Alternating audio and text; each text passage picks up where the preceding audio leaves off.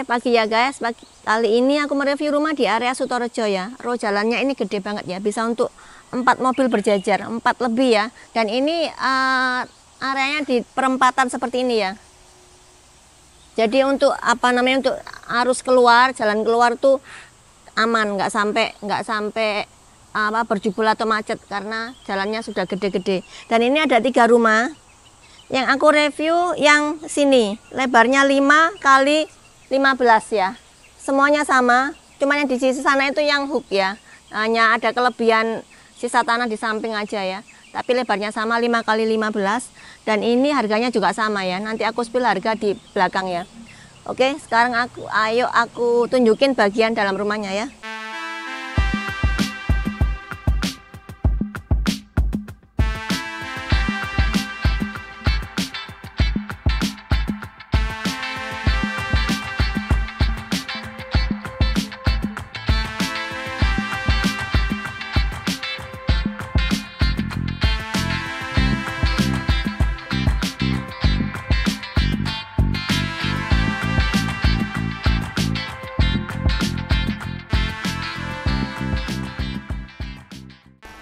Ini untuk area carportnya ya. Ini jalannya sudah ditinggikan dari jalan yang depan, sudah di paving stone juga yang di depan ya. Dan ini sudah ada depannya ini diberi ini untuk airnya supaya kalau meluap bisa langsung masuk ke sini, nggak perlu masuk sampai dalam rumah.